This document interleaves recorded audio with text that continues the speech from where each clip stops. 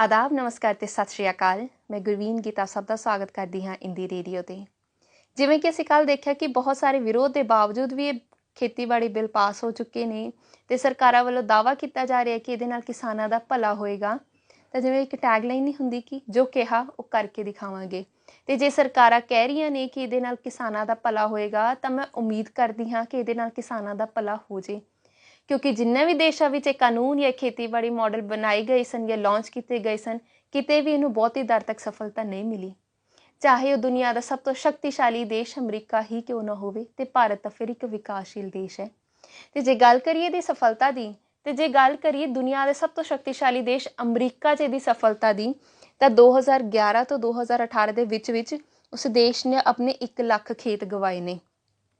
तो सिर्फ 2017 तो 2018 मतलब 1 साल के अंदर अंदर उन्होंने अपने 12,000 खेत गवाए नहीं। तो जे गल करिए उत्थों के किसानों की आमदन की, तो 2013 तो बाद 50% तो वध किसानों ने अपनी सारी जमा पूंजी गवा ली है। 416 बिलियन डॉलर का खेतीबाड़ी करजा उस देश के सिर चढ़िया होया, जिहड़ा कि अजे दे समय च उन्हां दा सब तो वध करजा है। तो जे इनू सफलता कहा जाता है तो मैं यही उम्मीद करती हाँ कि इहो जी सफलता भारत विच ना आवे। मैं इन्हां विच कोई भी गल हवा च नहीं कर रही, पर ये ऑफिशियल रिसर्च पेपर्स ने जिन्हां विच दस्सिया गया है, तुसीं चाहे खुद सर्च करके देखियो। टैगलाइन्स मिलणगियां या रिसर्च पेपर का टाइटल मिलेगा government failure in farm bill. ये अमेरिका दे जिवें अमेरिका विच ऑलरेडी लॉन्चड है, बहुत सालों तो चल रहा है। उत्थों दे रिसर्च पेपर से दस्सिया गया है कि किद्दां ये मॉडल एक फेलियर है। अगर वह एक फायदा है ना, तो पिछे वो 10 नुकसान ने।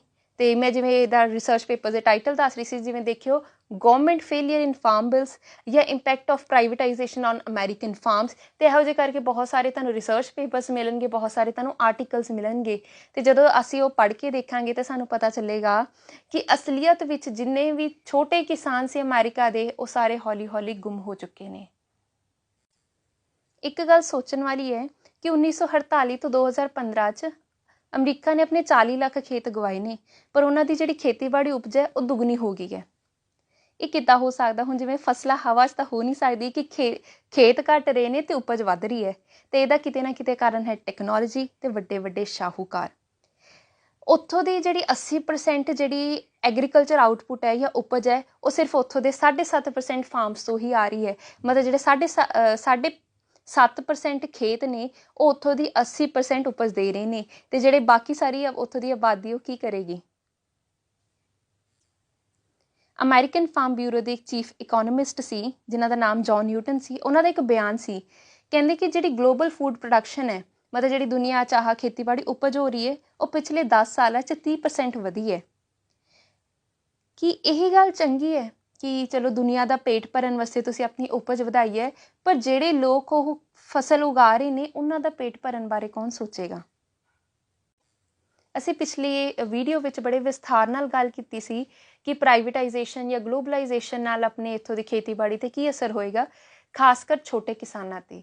वड्डे किसानां दा किते ना किते फायदा होएगा, पर जिहड़े छोटे किसान है उन्हां नूं अपने एक टाइम दी रोटी जोड़ना भी औखा हो जाएगा। आपों पिछले वीडियो च गल कीती सीगी कि अच्छा इद्दां इद्दां हो सकदा है जे प्राइवेट कंपनीज आ गए या कुछ होर हो गया। अज असीं गल करांगे जिथे सब कुछ ऑलरेडी है, मतलब जिहड़े देशां 'च सिस्टम ऑलरेडी चल रहा है, उत्थों के किसानों का की हाल है। क्योंकि किसी की हड्ड बीती सुन के सानूं ज़्यादा समझ आती है भी की हो रहा तो की नहीं हो रहा।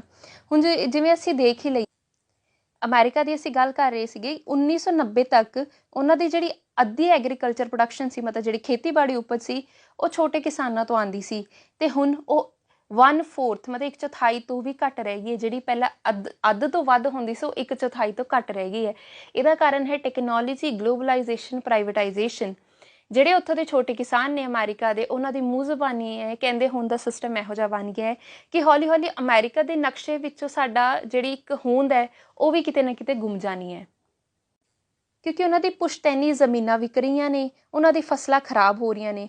ਕਿਉਂਕਿ ਜੇ ਸੁਪਰ ਮਾਰਕੀਟਸ ਨੂੰ ਨਹੀਂ ਵੇਚ ਪਾਉਂਦੇ ਉਹ ਫਸਲਾਂ, ਤਾਂ ਉਹਨਾਂ ਦੀ ਫਸਲਾਂ ਕਿੱਥੇ ਜਾਣ? ਤੇ ਨਾ ਹੀ ਉਹ ਇੰਨੇ ਅਮੀਰ ਹੈ ਕਿ ਉਹਨਾਂ ਕੋਲ ਕੋਲਡ ਸਟੋਰੇਜ ਹੋਵੇ ਤੇ ਉਹ ਆਪਣੀਆਂ ਫਸਲਾਂ ਨੂੰ ਉੱਥੇ ਜਮ੍ਹਾਂ ਕਰਕੇ ਰੱਖ ਸਕਣ। ਉਹਨਾਂ ਕੋਲ ਕਿਸੇ ਪਾਸੇ ਦੀ ਕੋਈ ਆਪਸ਼ਨ ਨਹੀਂ ਬਚਦੀ ਵੀ ਹਾਂ ਉਹ ਆਪਣੀ ਜਿਹੜੀ ਫਸਲ ਹੈ ਉਹਨੂੰ ਕਿੱਦਾਂ ਬਚਾ ਸਕਣ ਜਾਂ ਆਪਣੀਆਂ ਜ਼ਮੀਨਾਂ ਨੂੰ ਕਿੱਦਾਂ ਬਚਾ ਸਕਣ। ਤੇ ਹੌਲੀ ਹੌਲੀ ਕੀ ਕਰ ਰਿਹਾ ਹੈ ਕਿ ਉਹ ਸਾਰੇ ਖੇਤੀਬਾੜੀ ਛੱਡ ਰਹੇ ਨੇ ਤੇ ਹੁਣ ਉਹ ਜਿਵੇਂ ਸ਼ਹਿਰੀ ਇਲਾਕਿਆਂ ਵੱਲ ਜਾ ਰਹੇ ਨੇ। ਤੇ ਕਹਿੰਦੇ ਨੇ ਕਿ 2040 ਤੱਕ ਜਿਹੜੇ 70% ਅਮਰੀਕਨਸ ਨੇ ਉਹ ਅਰਬਨ ਏਰੀਆ 'ਚ ਰਹਿ ਰਹੇ ਹੋਣਗੇ, ਮਤਲਬ ਉਹ ਸ਼ਹਿਰੀ ਇਲਾਕਿਆਂ 'ਚ ਰਹਿ ਰਹੇ ਹੋਣਗੇ, ਤੇ ਜਿਹੜੇ ਉੱਥੋਂ ਦਾ ਇੱਕ ਪੇਂਡੂ ਕਲਚਰ ਹੈ ਕਹਿੰਦੇ ਉਹ ਖਤਮ ਹੋ ਜਾਏਗਾ, ਕਿ ਲੋਕਾਂ ਵਾਸਤੇ ਉਹ ਇੱਕ ਨਾ ਜਿਵੇਂ ਆਪਾਂ ਕਹਿ ਨਹੀਂ ਦਿੰਦੇ ਪੁਰਾਣੀਆਂ ਕਹਾਣੀਆਂ, ਉਹਦਾ ਇੱਕ ਹਿੱਸਾ ਬਣ ਕੇ ਰਹਿ ਜਾਏਗਾ। ਹੁਣ ਜਿਵੇਂ ਅਮਰੀਕਾ ਵਿੱਚ ਕਹਿੰਦੇ 2008 ਤੋਂ 2017 'ਚ ਜਿਹੜੇ ਪੇਂਡੂ ਇਲਾਕੇ ਹੈ ਕਹਿੰਦੇ ਉਹਦੇ 'ਚ 81% ਪੋਪੂਲੇਸ਼ਨ ਘਟੀ ਹੈ, ਮਤਲਬ ਉਹਨਾਂ ਦੀ 81% ਆਬਾਦੀ ਸ਼ਹਿਰਾਂ 'ਚ ਜਾ ਚੁੱਕੀ ਹੈ।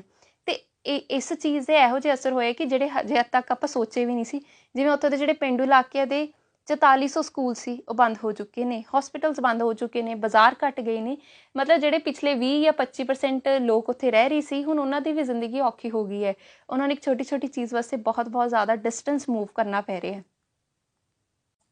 ਤੇ ਹੁਣ ਟੂ ਦਾ ਪੁਆਇੰਟ ਗੱਲ ਕਰਾਂਗੇ ਕਿ ਉੱਥੋਂ ਦੇ ਕਿਸਾਨਾਂ ਨੂੰ ਕਿਹੜੀਆਂ ਦਿੱਕਤਾਂ ਆਈਆਂ। ਸਮੁੰਦਰ ਪਰ ਮੁਸ਼ਕਿਲਾਂ 'ਚੋਂ ਮੈਂ ਕੁਝ ਬੁੱਕਲ ਪਰ ਮੁਸ਼ਕਿਲਾਂ ਤੁਹਾਡੇ ਸਾਹਮਣੇ ਪੇਸ਼ ਕਰਨ ਲੱਗੀ ਹਾਂ ਕਿ ਜਿਹੜੀਆਂ ਉਹਨਾਂ ਨੇ ਇੰਨੀਆਂ ਮੁਸ਼ਕਿਲਾਂ ਆਈਆਂ, ਮੈਂ ਉਹਨਾਂ ਵਿੱਚੋਂ ਸਿਰਫ 4 ਮੁਸ਼ਕਿਲਾਂ ਤੁਹਾਨੂੰ ਦੱਸੂੰਗੀ ਜਿਹੜੀਆਂ ਕਿ ਮੈਨੂੰ ਲੱਗਦਾ ਕਿ ਆਪਾਂ ਹਜੇ ਹੁਣ ਰਿਲੇਟ ਕਰ ਸਕਦੇ ਉਸ ਚੀਜ਼ ਨਾਲ। ਸਭ ਤੋਂ ਪਹਿਲੀ ਮੁਸ਼ਕਿਲ ਜਿਹੜੀ ਆਈ ਉਹਨਾਂ ਨੂੰ ਉਹ ਸੀਗਾ ਘਟਦਾ ਵੱਧਦੀ ਸਪਲਾਈ। ਜਿਵੇਂ ਆਪਾਂ ਉਸ ਦਿਨ ਪਿਛਲੀ ਵੀਡੀਓ 'ਚ ਗੱਲ ਕੀਤੀ ਸੀ ਕਿ ਸਪਲਾਈ ਕਦੇ ਘਟੇਗੀ ਕਦੇ ਵਧੇਗੀ। ਉਹਦੇ ਨਾਲ ਕੀ ਹੋ ਰਿਹਾ ਕਿ ਕਹਿੰਦੇ ਕਿ ਆਪਾਂ ਪਹਿਲਾਂ ਜਿਵੇਂ ਸਾਰੇ ਖੇਤੀਬਾੜੀ ਕਰ ਰਹੇ ਸੀਗੇ ਤੇ ਹੌਲੀ ਹੌਲੀ ਹੁਣ ਜਿਵੇਂ ਆਪਾਂ ਕਹਿ ਰਹੇ ਕਿ ਪੇਂਡੂ ਇਲਾਕਾ ਘਟ ਰਿਹਾ ਹੈ, ਸ਼ਹਿਰੀ ਆਬਾਦੀ ਵੱਧ ਰਹੀ ਹੈ, ਤੇ ਉਹਦੇ ਨਾਲ ਕੀ ਹੈ ਖੇਤੀਬਾੜੀ ਉਪਜ ਘਟ ਜਾਏਗੀ ਤੇ ਉਹਦੇ ਨਾਲ ਕੀ ਹੋਏਗਾ ਮਾਰਕੀਟ ਵਿੱਚ ਰੇਟ ਹਾਈ ਹੋ ਜਾਏਗਾ ਉਸ ਚੀਜ਼ ਦਾ, ਕਿਉਂਕਿ ਸਪਲਾਈ ਘੱਟ ਹੈ। ਕਹਿੰਦੇ ਇਹ ਦੇਖ ਕੇ ਕਿਸਾਨ ਨਾ ਉਹ ਖੇਤੀਬਾੜੀ ਕਰਨਾ ਸ਼ੁਰੂ ਕਰਨਗੇ, ਜਦੋਂ ਕਰਨੀ ਸ਼ੁਰੂ ਕਰਨਗੇ ਸਪਲਾਈ ਵੱਧ ਜਾਏਗੀ ਤੇ ਰੇਟ ਘੱਟ ਜਾਣਗੇ, ਮਤਲਬ ਉਸ ਸਾਲ ਉਹਨਾਂ ਨੂੰ ਲਾਸ ਹੋ ਗਿਆ। ਕਹਿੰਦੇ ਇਹ ਨਾ ਸਾਈਕਲ ਇਸੇ ਤਰ੍ਹਾਂ ਚੱਲਦਾ ਰਹਿੰਦਾ ਹੈ ਕਿ ਜਦੋਂ ਕਰਦੇ ਨੇ ਉਦੋਂ ਸਪਲਾਈ ਵੱਧ ਜਾਂਦੀ, ਰੇਟ ਘੱਟ ਜਾਂਦੇ, ਜਦੋਂ ਨਹੀਂ ਕਰਦੇ ਉਦੋਂ ਰੇਟ ਵੱਧ ਜਾਂਦੇ ਨੇ ਤੇ ਉਹਨਾਂ ਨੂੰ ਲਾਸ ਹੋ ਜਾਂਦੇ, ਮਤਲਬ ਦੋਵੇਂ ਪਾਸੇ ਉਹਨਾਂ ਨੂੰ ਮਾਰ ਪੈ ਰਹੀ ਹੈ। ਉਸ ਤੋਂ ਬਾਅਦ ਜਿਹੜੀ ਦੂਜੀ ਮੁਸ਼ਕਿਲ ਉਹਨਾਂ ਨੂੰ ਪੇਸ਼ ਆ ਰਹੀ ਉਹ ਆ ਰਹੀ ਲੋ ਇਨਕਮ। ਉੱਥੋਂ ਦੇ ਕੀ ਹੈ ਕਿ ਹੁਣ ਜਿਵੇਂ ਆਪਣੇ ਤੇ ਇੱਥੇ ਮੈਨੂੰ ਸਬਸਿਡੀਜ਼ ਦਾ ਇੰਨਾ ਨਹੀਂ ਪਤਾ ਕਿ ਕੀ ਹਿਸਾਬ ਕਿਤਾਬ ਆਪਣੇ ਇੰਡੀਆ 'ਚ, ਪਰ ਉੱਥੋਂ ਦੇ ਕਿਸਾਨਾਂ ਨੂੰ ਸਬਸਿਡੀਜ਼ ਦਿੱਤੀਆਂ ਜਾਂਦੀਆਂ ਨੇ। ਤੇ ਹੈਰਾਨੀ ਵਾਲੀ ਗੱਲ ਇਹ ਹੈ ਕਿ ਉੱਥੋਂ ਦੇ ਜਿਹੜੇ 80% ਤੋਂ ਵੱਧ ਜਿਹੜੇ ਕਿਸਾਨ ਨੇ ਉਹ ਛੋਟੇ ਕਿਸਾਨ ਨੇ ਤੇ ਗੌਰਮੈਂਟ ਦੀ 40% ਪੇਮੈਂਟ ਉਹਨਾਂ ਨੂੰ ਆਉਂਦੀ ਹੈ ਤੇ ਸਿਰਫ 12% ਕਿਸਾਨ ਨੇ ਜਿਨ੍ਹਾਂ ਨੂੰ ਆਪਾਂ ਵੱਡੇ ਕਿਸਾਨ ਕਹਿ ਸਕਦੇ ਹਾਂ, ਤੇ 60% ਗੌਰਮੈਂਟ ਇਨਕਮ ਪੇਮੈਂਟ ਉਹਨਾਂ ਨੂੰ ਆ ਰਹੀ ਹੈ। ਮਤਲਬ ਜਿਹੜੇ 80% ਤੋਂ ਵੱਧ ਲੋਕ ਨੇ ਉਹਨਾਂ ਨੂੰ ਸਿਰਫ 40% ਮਿਲ ਰਿਹਾ ਗੌਰਮੈਂਟ ਦਾ ਹਿੱਸਾ, ਤੇ ਜਿਹੜੇ ਲੋਕ ਸਿਰਫ 20% ਨੇ ਉਹਨਾਂ ਨੂੰ 60% ਤੋਂ ਵੱਧ ਗੌਰਮੈਂਟ ਪੇਮੈਂਟ ਮਿਲ ਰਹੀ ਹੈ। ਮਤਲਬ ਕਿਤੇ ਨਾ ਕਿਤੇ ਜਿਹੜਾ ਸਰਕਾਰਾਂ ਨੇ ਉਹ ਵੱਡੇ ਕਿਸਾਨਾਂ ਨਾਲ ਹੈ ਰੈਦਰ ਦੈਨ ਛੋਟੇ ਕਿਸਾਨਾਂ ਨਾਲ, ਜਿਨ੍ਹਾਂ ਨਾਲ ਉਹਨਾਂ ਨੂੰ ਹੋਣਾ ਚਾਹੀਦਾ ਹੈ, ਕਿਉਂਕਿ ਛੋਟੇ ਕਿਸਾਨ ਹੈ ਜਿਨ੍ਹਾਂ ਨੂੰ ਹਰ ਚੀਜ਼ ਦੀ ਲੋੜ ਹੈ। ਵੱਡੇ ਕਿਸਾਨਾਂ ਦੀ ਤਾਂ ਆਮਦਨੀ ਉੱਦਾਂ ਹੋ ਰਹੀ ਹੈ। ਜਿਵੇਂ ਕਹਿੰਦੇ ਨੇ ਕਿ ਚੜ੍ਹਦੇ ਸੂਰਜ ਨੂੰ ਸਲਾਮਾਂ ਹੁੰਦੀਆਂ ਨੇ, ਬਸ ਉਹੀ ਗੱਲ ਹੈ ਕਿ ਜਿਹੜੇ ਆਲਰੇਡੀ ਕਮਾਈ ਕਰ ਰਹੇ ਨੇ ਉਹਨਾਂ ਦਾ ਪੇਟ ਹੋਰ ਤੁਸੀਂ ਭਰੀ ਜਾਓ। ਤੇ ਉਸ ਤੋਂ ਬਾਅਦ ਜਿਹੜੀ ਤੀਜੀ ਮੁਸ਼ਕਿਲ ਉਹਨਾਂ ਨੂੰ ਆ ਰਹੀ ਹੈ ਉਹ ਆ ਰਹੀ ਹੈ ਇਨਵਾਇਰਮੈਂਟਲ ਕਾਸਟ। ਹੁਣ ਜਿਵੇਂ ਛੋਟੇ ਕਿਸਾਨ ਨੇ ਉਹਨਾਂ ਕੋਲ ਇੰਨਾ ਪੈਸਾ ਨਹੀਂ ਹੈ ਕਿ ਉਹ ਔਰਗੈਨਿਕ ਫਾਰਮਿੰਗ ਕਰ ਸਕਣ। ਹੁਣ ਜਿਵੇਂ ਅਮਰੀਕਾ ਹੈ ਉੱਥੇ ਔਰਗੈਨਿਕ ਫਾਰਮਿੰਗ ਨੂੰ ਬਹੁਤ ਤਰਜੀਹ ਦਿੱਤੀ ਜਾਂਦੀ ਹੈ ਕਿ ਲੋਕਾਂ ਦਾ ਹੁਣ ਧਿਆਨ ਨਾ ਇਹ ਵਾਲੀਆਂ ਗੱਲਾਂ ਵੱਲ ਜ਼ਿਆਦਾ ਹੋ ਗਿਆ ਕਿ ਉਹਨਾਂ ਨੂੰ ਹੈ ਕਿ ਫਰਟੀਲਾਈਜ਼ਰ ਜਾਂ ਪੈਸਟੀਸਾਈਡਸ ਵਗੈਰਾ ਤੋਂ ਬਿਨਾਂ ਉਹਨਾਂ ਨੂੰ ਖਾਣਾ ਮਿਲੇ। ਤੇ ਹੁਣ ਛੋਟੇ ਕਿਸਾਨਾਂ ਕੋਲ ਇੰਨਾ ਪੈਸਾ ਹੈ ਨਹੀਂ ਕਿ ਉਹ ਹਾਈ ਕੁਆਲਿਟੀ ਸੀਡ ਯੂਜ਼ ਕਰ ਸਕਣ ਜਾਂ ਬਿਨਾਂ ਕਿਸੇ ਕੈਮੀਕਲਸ ਜਾਂ ਕਿੱਦਾਂ ਉੱਦਾਂ ਉਪਜ ਦੇ ਸਕਣ। ਤੇ ਉਹਦੇ ਨਾਲ ਕੀ ਹੈ ਕਿ ਵੱਡੇ ਕਿਸਾਨਾਂ ਕੋਲ ਸਾਰੇ ਆਪਸ਼ਨਸ ਨੇ। ਇਹਦੇ ਕਾਰਨ ਕੀ ਹੈ ਕਿ ਚਾਹੇ ਉਹ ਫਰਟੀਲਾਈਜ਼ਰ ਜਾਂ ਪੈਸਟੀਸਾਈਡ ਯੂਜ਼ ਵੀ ਕਰ ਰਹੇ ਹੋਣ, ਜੇ ਉਹਨਾਂ ਕੋਲ ਇੱਕ ਟੈਗ ਹੈ, ਇੱਕ ਮਤਲਬ ਜਿਵੇਂ ਕਹਿੰਦੇ ਕੰਪਨੀ ਦਾ ਟੈਗ ਹੁੰਦਾ, ਤਾਂ ਉਹਨਾਂ ਦੀ ਚੀਜ਼ ਵਿਕੇਗੀ। ਚਾਹੇ ਛੋਟੇ ਕਿਸਾਨ ਕਿੰਨੀ ਵੀ ਮਿਹਨਤ ਕਰ ਲੈਣ ਉਹਨਾਂ ਦੀ ਉਹ ਚੀਜ਼ ਨਹੀਂ ਵਿਕੇਗੀ। ਤਾਂ ਉਹ ਕਹਿੰਦੇ ਨੇ ਕਿ ਹੁਣ ਜਿਵੇਂ ਅਮਰੀਕਾ ਵਿੱਚ 58% ਵਧੀ ਹੈ ਔਰਗੈਨਿਕ ਫਾਰਮਿੰਗ, ਪਰ ਛੋਟੇ ਕਿਸਾਨ ਉਨੇ ਘਟੇ ਨੇ ਕਿਉਂਕਿ ਉਹ ਇਹ ਚੀਜ਼ ਅਫੋਰਡ ਹੀ ਨਹੀਂ ਕਰ ਪਾ ਰਹੇ। ਜਿਹੜੀ ਚੌਥੀ ਉਹਨਾਂ ਨੂੰ ਮੁਸ਼ਕਿਲ ਆ ਰਹੀ ਹੈ ਉਹ ਆ ਰਹੀ ਹੈ ਸੁਪਰ ਮਾਰਕੀਟਸ ਦੀ।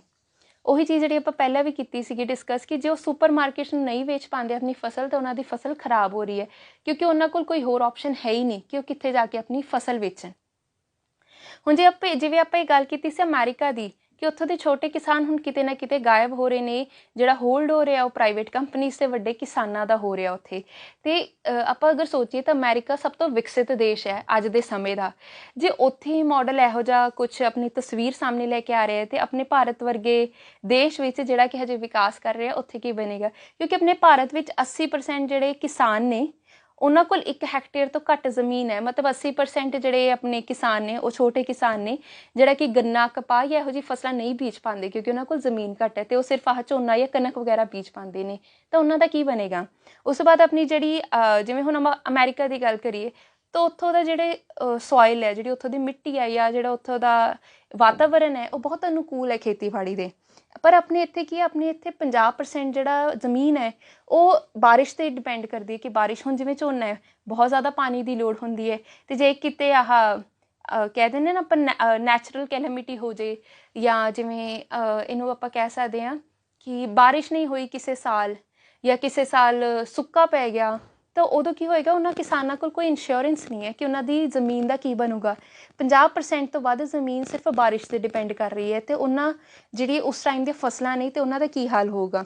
ਉਸ ਤੋਂ ਬਾਅਦ ਉਹੀ ਹੈ ਕਿ ਗੁੱਡ ਕੁਆਲਿਟੀ ਸੀਡਸ ਨਹੀਂ ਮਿਲ ਪਾਉਂਦੇ ਇਹਨਾਂ ਨੂੰ, ਕਿਉਂਕਿ ਵੱਡੇ ਕਿਸਾਨ ਇਹ ਸਭ ਅਫੋਰਡ ਕਰ ਸਕਦੇ। ਹੁਣ ਮੈਂ ਇੰਡੀਆ ਦੀ ਗੱਲ ਕਰ ਰਹੀ ਹਾਂ ਕਿ ਇਹ ਚੀਜ਼ਾਂ ਇੰਡੀਆ 'ਚ ਹਜੇ ਆਪਾਂ ਪ੍ਰੋਬਲਮਸ ਨਹੀਂ ਦੇਖਿਆ, ਕਿਉਂਕਿ ਹਜੇ ਆਪਣਾ ਕਾਨੂੰਨ ਲਾਗੂ ਨਹੀਂ ਹੋਇਆ, ਪਰ ਆਪਣੇ ਕੋਲ ਸਭ ਤੋਂ ਪਹਿਲਾਂ ਉਹ ਕੁਝ ਚੀਜ਼ਾਂ ਹੈਗੀਆਂ ਜਿੱਥੇ ਆਪਾਂ ਦੇਖ ਸਕਦੇ ਹਾਂ ਕਿ ਹਾਂ ਆਪਣੇ ਇੰਡੀਆ ਵਿੱਚ ਆਹ ਦਿੱਕਤਾਂ ਆਲਰੇਡੀ ਹੈਗੀਆਂ, ਅਤੇ ਜੇ ਕਾਨੂੰਨ ਆ ਗਿਆ ਤਾਂ ਉਸ ਤੋਂ ਬਾਅਦ ਕੀ ਹੋਏਗਾ। ਗੁੱਡ ਕੁਆਲਿਟੀ ਸੀਡਸ ਨਹੀਂ ਹੈਗੇ, ਜਿਵੇਂ ਆਪਾਂ ਕਹਿੰਦੇ ਜੈਨੇਟਿਕਲੀ ਮੋਡੀਫਾਈਡ ਕ੍ਰੌਪਸ, ਜਿਵੇਂ ਕਾਟਨ ਵਗੈਰਾ ਦੇ BT ਕਾਟਨ ਵਗੈਰਾ ਆਪਾਂ ਯੂਜ਼ ਕਰ ਲੈਂਦੇ ਹਾਂ, ਅਤੇ ਕਹਿੰਦੇ ਉਹਦੇ ਨਾਲ ਕੀ ਹੈ ਕਿ ਗੁੱਡ ਕੁਆਲਿਟੀ ਸੀਡਸ ਨਹੀਂ ਹੋਣਗੇ, ਤਾਂ ਜਿਹੜੇ ਵੀ ਉਹ ਜਿਵੇਂ ਆਪਾਂ ਨੇ ਘਰੇ ਬਣਾਏ ਹੋਏ ਸੀਡਸ ਹੈ ਜਾਂ ਜਿਵੇਂ ਗਰੋ ਕੀਤੇ ਹੋਏ ਸੀਡਸ ਹੈ, ਉਹਦੇ 'ਤੇ ਪੈਸਟ ਜਾਂ ਵੀਡਸ ਵਗੈਰਾ ਬਹੁਤ ਜ਼ਿਆਦਾ ਆ ਜਾਂਦੇ ਨੇ, ਜਿਹਦੇ ਕਾਰਨ ਉਹਨਾਂ ਦੀ ਫਸਲਾਂ ਖਰਾਬ ਹੋ ਰਹੀਆਂ ਨੇ। ਉਸ ਤੋਂ ਬਾਅਦ ਗੱਲ ਆਉਂਦੀ ਹੈ ਕਰਜ਼ੇ ਦੀ। ਹੁਣ ਜਿਵੇਂ ਆਪਾਂ ਆੜ੍ਹਤੀਏ ਸੀਗੇ, ਅਤੇ ਕਿਸਾਨ ਆੜ੍ਹਤੀਏ ਤੋਂ ਪੈਸੇ ਫੜ ਲੈਂਦੇ ਹੁੰਦੇ ਸੀਗੇ, ਪਰ ਜੇ ਆੜ੍ਹਤੀਏ ਨਹੀਂ ਰਹਿਣਗੇ ਅਤੇ ਬੈਂਕਸ ਵਗੈਰਾ ਵਾਲੇ ਲੋਨ ਨਹੀਂ ਦਿੰਦੇ ਛੋਟੇ ਕਿਸਾਨਾਂ ਨੂੰ, ਵੱਡੇ ਕਿਸਾਨਾਂ ਨੂੰ ਉਹ ਵੀ ਦੇ ਦਿੰਦੇ, ਛੋਟੇ ਕਿਸਾਨਾਂ ਨੂੰ ਉਹ ਵੀ ਨਹੀਂ ਪੁੱਛਦੇ, ਅਤੇ ਉਹਨਾਂ ਨੂੰ ਕਿਤੇ ਨਾ ਕਿਤੇ ਕਰਜ਼ਾ ਲੈਣ 'ਚ ਵੀ ਬਹੁਤ ਦਿੱਕਤ ਆਊਗੀ। ਉਸ ਤੋਂ ਬਾਅਦ ਬਹੁਤ ਸਾਰੇ ਕਿਸਾਨਾਂ ਨੂੰ ਅਰਥ ਵਿਵਸਥਾ ਨਹੀਂ ਪਤਾ ਹੁੰਦੀ, ਇਕਨੋਮਿਕ ਪੋਲਿਸੀਜ਼ ਕੀ ਨੇ ਜਾਂ ਬਿਜ਼ਨਸ ਕਿਵੇਂ ਕਰਨਾ ਹੈ, ਅਤੇ ਉਹਦੇ ਨਾਲ ਉਹਨਾਂ ਨੂੰ ਬਹੁਤ ਜ਼ਿਆਦਾ ਲੋਸ ਹੋ ਸਕਦਾ ਹੈ।